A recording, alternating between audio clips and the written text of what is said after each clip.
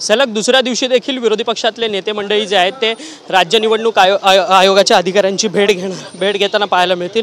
Sir, तुम्ही booth कॅप्चरिंगचा मुद्दा महत्त्वाचा मुद्दा मांडलेला होता, आज देखील तीच मुद्दे मांडणार आहात?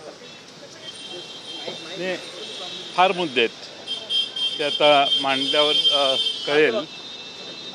असे मुद्दे आहेत की जे निवडणूक प्रक्रिया पारदर्शी नाही हे सांगणारे मुद्दे आहेत आणि CCTV फुटेज उपलब्ध करून द्यायचं नाही हा आग्रह निवडणूक आयोगाचा काय आहे?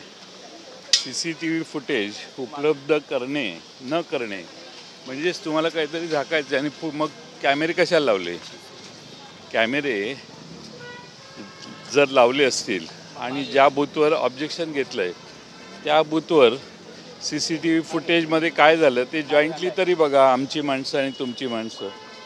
पण CCTV फुटेजचा एवढा खर्च केल्यानंतर सरकार त्याचा निवडणूक आयोग त्याचा वापर करत नसेल तर तो एक मोठा विनोद आहे असं मला वाटतं। परंतु सातत्यानं तुमचा पक्ष मतचोरीच्या संदर्भात पत्रव्यवहार करतो, तरी देखील एकही गुन्हा अद्याप देखील दाखल होत नाही।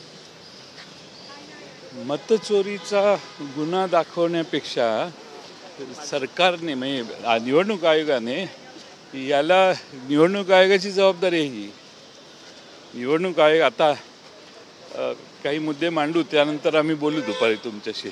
तर धन्यवाद जयंत पाटील जी, तुम्ही आमच्याशी